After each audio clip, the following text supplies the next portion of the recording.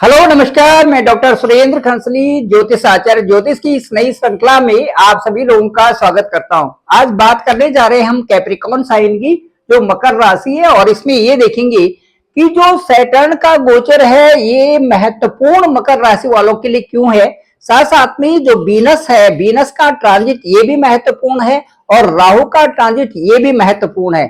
कई तरह से इसलिए महत्वपूर्ण है कि थर्ड हाउस में रह करके ये सारे वो थर्ड हाउस के कारक बन जाते हैं बहुत बेहतर रूप से। कैसे? जैसे थर्ड हाउस में राहु कई अच्छे परिणाम दे देते हैं, उसी तरह से शनि का भी थर्ड हाउस में अच्छे परिणाम मिलते हैं। और उसके साथ साथ में जो वीनस है ये भी 31 जो मई 2025 तक यहाँ पर अच्छे परिणाम देने वाले हैं। इनके बारे में चर्चा करेंगे और साथ साथ में ये देखेंगे कि मकर राशि का जो स्वभाव है, स्वभावगत ये लोग किस तरह से अपनी लाइफ में राइज करते हैं, इसके बारे में भी चर्चा आज के जो इस ब्लॉग में होगी। चलिए शुरू करते हैं। जो मकर राशि है ये राशि चक्र की ठीक 10वीं राशि है। 10वीं राशि का मतलब है कार्मिक राशि होना। 10th हाउस का मतलब है कि हमारे कार्य क्षेत्र और कार्य क्षेत्रों से जो हमारा संबंध है वो हमारा 10th हाउस है।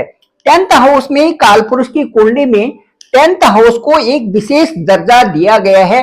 वो इसलिए दिया गया है कि जो हमारा लक का हाउस है इससे भी प्रभावित है, और दूसरा जो हमारा इनकम का हाउस है इससे भी बहुत ज्यादा ये 10th हाउस प्रभावित होता है। 10th हाउस का मतलब है कि आपका जो कामकाजी फील्ड है उसमें आप किस तरह से तत्पर हो रहे हैं या उन उद्देश्यों की कैसे पूर्ति कर रहे हैं जो कि आपके सामने रखी हुई है। ये मकर राशि का यदि मैं एक साधारण सा उदाहरण दूं तो मकर राशि के लोग, कुछ लोग ऐसे होते हैं कि जो एक हायर स्टेटस पर भी पहुंच जाते हैं, जिनका मानना ये होता है कि वो बाहर समाज में भी अपना एक अच्छा स्टेटस चाहते हैं, साथ साथ में परिवार में भी एक अच्छा स्टेटस, परिवार में भी एक अच्छा समन्वय चाहते हैं। लेकिन कुछ एक परिस्थितियां उनके साथ में ऐसी होती हैं जिनसे कि ये समन्वय बिगड़ने की पूरी आशाएं बन जाती हैं। पूरी संभवतया कई बार इनके साथ में ऐसे मौके आते हैं जबकि ये जो इनका एक प्रकार का जो एक ब्रिज है ये कई बार टूटता है और कई बार ये संभलता भी है। रिश्तों के मामले में अब मैं कैप्रिकॉर्न के बारे में ये बताऊंगा कि ये एक हायर स्टेटस में होने के नाते सबसे अच्छा है कि इनकी जो वाणी होती है वो दूसरे लोगों को किसी तरह से हर्ट न करे या दूसरे लोगों को किसी तरह से उसका ये किसी का अपमान ना हो, इस चीज का ये बहुत ध्यान रखते हैं। बाहर की तरफ सोसाइटी में, समाज में और अपने ऑफिस में इस तरह से ये चाहते हैं। लेकिन चाहने के बावजूद भी कई ऐसी परिस्थितियां होती हैं जो इनके मन को बहुत ज्यादा प्रभावित कर देती हैं। मन को प्रभावित करने के कारण ये कहीं पर बोल पाते हैं, कहीं पर नहीं बोल पाते, और यदि कहीं पर बोल लिया तो उनका बोलने का अंदर का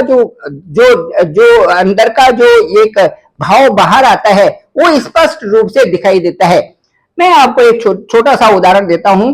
कोई एक अच्छे से स्टेटस में मकर राशि वाले हैं, वो एक महिला है।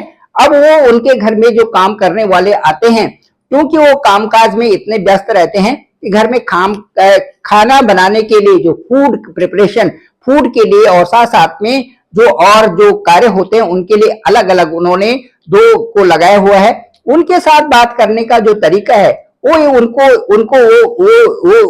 एक दर्जा, एक स्टेटस देना चाहते हैं। उनको बड़े सम्मान के साथ कि दीदी आप ये करिए, दीदी आप ये करिए, ठीक है दीदी, इस प्रकार से। लेकिन इसका प्रभाव, जो इम्पैक्ट जो देखा गया वो ये देखा गया कि एक जिसको केवल काम से मतलब था वो तो अपना कार्य करते हैं और उसके बाद वहां से चले जाते हैं। वो समझते हैं कि ये इस तरह से स्टेटस वाले हैं। लेकिन दूसरा जो वहां पर कर रहा है उसको ज्यादा इज्जत मिलने से कभी कभार या कई बार इस तरह से कमेंट्स कर देना, ये कैसे है, वो कैसे है, इस तरह कैसे है, क्योंकि वहां पर इज्जत से ज्यादा इज्जत मिल जाती है। उनका न बोल पाना, मकर राशि का न बोल पाना या उसी लहजे को ठीक ढंग से समझ न पाना कहीं कभार उनकी रिस्पेक्ट को भी हानि पहुंचाता है। कहने का मतलब मेरा ये है, कुल तात्पर्य ये हो गया कि मकर राशि वाले चाहते हैं कि इनका एक अच्छा समन्वय सबके साथ में बना रहे, लेकिन कई बार ऐसी परिस्थितियां होती हैं कि उनको बोलना ही पड़ता है, कुछ ऐसा बोलना पड़ता है कि जो कि उन चीजों से वो हट जाए, या तो दूर हो जाए, या तो वो परिस्थितियां रिपीट ना हो। अब मैं आपको बताना चाहता हूं कि मकर राशि में इस समय ठीक जो है आपके थर्ड हाउस पे सैटर्न का गोचर चल रहा है। सैटर्न आपके जो सेकंड हाउस, जहां पर आपका कुटुंब स्थान है, जहां पर आपका वाणी का स्थान है, जहां पर स्पीच है, या जहां पर कुटुंब है, वहां से सैटर्न की स्थिति अब आपके थर्ड हाउस में हो गई, जो कि एक बेहतरी के लिए यहां पर होगा। सैटर्न का थर्ड हाउस में अच्छा माना जाना इसका द्योतक है। एक तो सैटर्न थर्ड हाउस के कारक भी हैं, दूसरा थर्ड हाउस के प्रति जो इनकी एक्टिविटीज होती है, या जो इनका पराक्रम है, वो बढ़ जाता है। किस क्षेत्र में बढ़ता है? न्याय करने के क्षेत्र में, अच्छी काउंसलिंग करने के क्षेत्र में, और इसके साथ साथ में अच्छे शैक्षिक क्षेत्र में भी थोड़ा व्यवधान यहाँ पर शनि के रहने से आता है।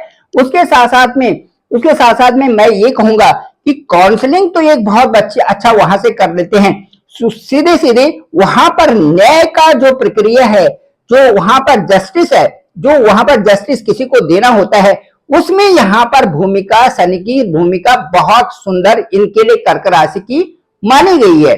कहने का मतलब है कि जो जिस फील्ड में है, उस फील्ड में वो अपनी जगह बनाने के लिए एक सर्वोत्तम ढंग से वहां पर व्यवहार भी और कार्य भी करते हैं। यहाँ इसी स्थान में आपको ये बता दो मैं कि अभी वीनस भी वहीं पर है। वीनस यहाँ पर एग्जाल्टेड पोजीशन में है, और ये 31 मई तक यहीं पर रहेंगे आपके थर्ड हाउस में। वीनस के थर्ड हाउस में रहने से कई तरह की जो कलाएं हैं, जो वर्किंग फील्ड है, इसमें ये बहुत अच्छी प्रोग्रेस करेंगे मकर राशि वाले, कैप्रिकॉर्न साइन वाले। इसके साथ साथ में थर्ड हाउस से जो कम्युनिकेशन है, वो जहां कम्युनिकेशन शनि के वहां पर आने से थोड़ा कम हुआ, वहीं पर जो शुक्र का गोचर है, जो एग्जाल्टेड पोजीशन में है वीनस, वहां से आपकी कम्युनिकेशन पावर बहुत अच्छी होगी। साथ साथ में लोगों के साथ में जो व्यवहार होगा वो रुचिकर होगा, अच्छा होगा। इसके साथ साथ में आपका यहाँ जो थर्ड हाउस में जब वीनस वहां पर एग्जाल्टेड पोजीशन में है, और वहां पर जुपिटर के हाउस में है, ये आपको अच्छा एक्साइटमेंट भी देखा कार्यों के प्रति, और साथ साथ में यहां से आपकी छोटी यात्राएं भी होने की संभावनाएं बनती हैं। इसके साथ साथ में मैं आपसे ये कहना चाहूंगा कि जो थर्ड हाउस में, यहाँ पर थर्ड हाउस में ठीक यहीं पर जो राहु का गोचर है, ये भी यहाँ पर एक रुचिकर ढंग से प्रभाव डाल रहे हैं। क्योंकि राहु के जो हाउसेस होते हैं, जहां पर राहु एक अच्छे रिजल्ट्स देखते हैं, अच्छे परिणाम जब राहु से मिलते हैं, वो हाउसेस हैं कुंडली के 12th हाउसेस में थर्ड हाउस, 6th हाउस और 11th हाउस। थर्ड हाउस जो पराक्रम का होता है, क्योंकि काम करने का जो भी, यदि आप एक्टिव होते हैं और काम में जुझारू होते हैं, तो थर्ड हाउस देखते हैं। उसके बाद 6th हाउस, जहां पर कि आप एक अच्छा से लेबलिंग बना के चलना होता है, और एक कंपटीशन की भावना जहां से आती है, वो हमारा 6th हाउस है। और उसके बाद हमारा जो 11th हाउस है, वहां पे हमें कार्य मिलता है। बहुत सारे कार्य मिलने से वहां पर इनकम के जो सोर्सेस हैं वो भी बढ़ जाते हैं, और साथ साथ में हमारी इनकम भी वहां पर बढ़ती है। इस तरह से मैं बताना चाहूंगा कि जो थर्ड हाउस में, कैप्रिकॉर्न के जो थर्ड हाउस में जो रिजल्ट्स हैं, जो परिणाम है, वो भी देखने लायक होंगे। यहाँ पर जो राहु है वो अरिष्ट नाशक मतलब यदि आपके साथ में कोई परेशानी हो रही है, यदि आप सही रास्ते पर चल रहे हैं, और आपका जो इंट्यूशन है, जो आंतरिक जो भावना है, यदि आपकी गलत नहीं है, और कहीं पर आप कुछ बोल देते हैं, तो उसका प्रभाव कहीं ना कहीं दूर तक वो प्रभाव आपके ही परिणाम में आएगा, यदि आप सही हैं तो यहाँ पर अरिष्टनाशक के रूप में यहाँ पर आपको राहु सपोर्ट करते हैं। इसके साथ साथ में जैसे हम कहते हैं, किसी प्रकार से जो आपके साथ में जो कोई भी किसी तरह से भी जो दुख आते हैं, उनको भी जो कष्ट आते हैं, उनका भी नाशक यहाँ से राहु होते हैं। राहु का यहाँ पर होने का मतलब है कि टाइमली आपको हर चीज का पता चल जाना, इंट्यूशन हो जाना, और उससे आप उस चीज को क्योर जल्दी कर लेते हैं। वहां पर राहु की स्थिति भी आपके लिए एक दुख नाशक के रूप में यहाँ पर होगी। तीसरा, यहाँ पर जो राहु है वो थर्ड हाउस में आपको साहसी बनाते हैं, पराक्रमी बनाते हैं। जो आपका साहस है, जो आपका पौरुष है, जो आपका आपके जो कार्यों के करने की जो कैपेबिलिटीज है, जो आपके मेथड्स है, जो आपके नए जो ढंग है, मैनर्स हैं, वो सारे के सारे यहाँ पर राहु आपके अंदर वो चीजें भरते हैं। और उसके साथ साथ में राहु की यहाँ पर से प्रेरणा देने वाली छवि आपके साथ में आती है। एक काउंसलिंग के क्षेत्र में भी आप गए, आप अच्छे वक्ता के रूप में भी गए, और उसके साथ साथ में आपने उनका जो डट करके मुकाबला भी किया। ये राहु आपके थर्ड हाउस से आपको आकस्मिक ऑल ऑफ सडन कई प्रकार की क्षमताएं यहाँ पर देने वाले हैं। और उसके साथ साथ में यहाँ पर किसी प्रकार का भय आपको नहीं होता राहु के थर्ड हाउस में यहाँ पर ट्रांजिट होने से। अब मैं ये बताऊंगा कि राहु का यहाँ पर जो और इम्पैक्ट है वो किस तरह से है। जो यहाँ पर वैवाहिक जीवन में थोड़ा सा यहाँ पर ऐसा हो सकता है कि आपको परेशानी हो सकती है, लेकिन उसके साथ साथ में प्रभावशाली रूप से आप उसको अच्छा बैलेंस भी यहाँ पर कर देंगे। भाग्य का आपका साथ मिलेगा यहाँ से, क्योंकि यहाँ से जो राहु की जो सीधे दृष्टि होगी, शुक्र की जो सीधे दृष्टि होगी, शनि की जो सीधे दृष्टि होगी, वो आपके भाग्य स्थान पे है। यहाँ पर सप्तम दृष्टि है, सेवंथ जो एस्पेक्ट है वो आपका सीधे यहाँ पर भाग्य के स्थान में है, लकी हाउस में है, जो कि नाइन्थ हाउस है। धार्मिकता के रूप में, क्योंकि यहाँ पर राहु है, ये तो ठीक आपके नाइन्थ हाउस में है, आप धार्मिक होंगे, आध्यात्मिक रूप में आपके आगे बढ़ेंगे। और इसके साथ साथ में अभिलाषी हैं, और लेकिन थोड़ा सा राहु के कारण, शनि के कारण थोड़ा सा आलस भी आपको यहाँ पर हो सकता है।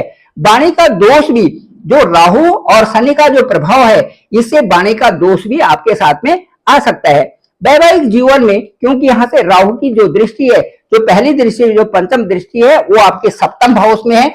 सेवंथ हाउस आपका वैवाहिक मार्टल स्टेटस है। यहाँ पे आपका यहाँ पे मैरिज का जो लाइफ है, जो आपका यहाँ पर एंगेजमेंट है, जो मैरिज है, ये सारी चीजें कहीं ना कहीं थोड़ा राहु की दृष्टि से कहीं ना कहीं प्रभावित होती हैं, या उनमें डिले एस्पेक्ट आ जाता है।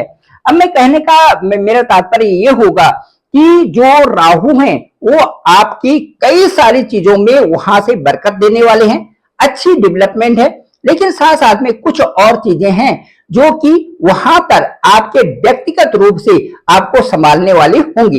तो इन सारी चीजों का आप ध्यान रखेंगे तो मैं ये कहूंगा, और जल्दीबाजी न करें। तो मैं ये जो सार्थकता है आपके लिए और जो ऊर्जा है आपके लिए, इन तीनों ग्रहों की, जो राहु है, सैटर्न है और वीनस, ये तीनों की तीनों आपको प्रेरित कर रहे हैं आगे बढ़ने के लिए, और उससे एक अच्छा स्टेटस आपका बनने वाला है। जो 2025, 2026 और 2027 में एक विशेष दर्जा आपको मिलेगा। मुझे ऐसा लगता है कि आपको विदेशों में भी सेटलमेंट हो सकता है, विदेशों में भी आप अप्लाई कर रहे हैं तो वहां भी होगा। वीजा यदि आपने अप्लाई किया है, पीआर आपने अप्लाई किया है, ये सारे काम आपके 2025, 2026 और 2027 में 100% होने वाले। Thank you very much. मैं डॉक्टर सुरेंद्र खंसली, ज्योतिष आचार्य। डिस्क्रिप्शन पे मेरा नंबर है 9868280191। आप डायरेक्ट मुझे कॉल कर सकते हैं, मैं आपका कॉल पिक करूंगा।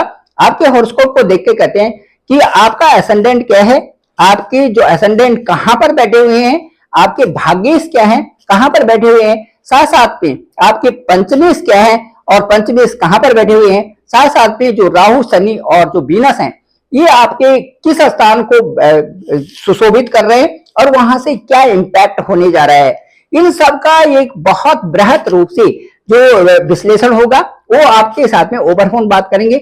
मुझे लगता है कि वो आपको अच्छा भी लगेगा। जो भी मेरा अनुभव होगा आपसे जरूर शेयर करूंगा। Thank you very much. आप सभी लोगों का आभार, आप सभी लोगों का धन्यवाद। मेरे इस चैनल को आप सबको सब्सक्राइब करें, सभी लोगों को बताएं ताकि सबको इसकी जानकारी हो सके। पुनः आभार, पुनः आपका सभी लोगों का बहुत बहुत धन्यवाद।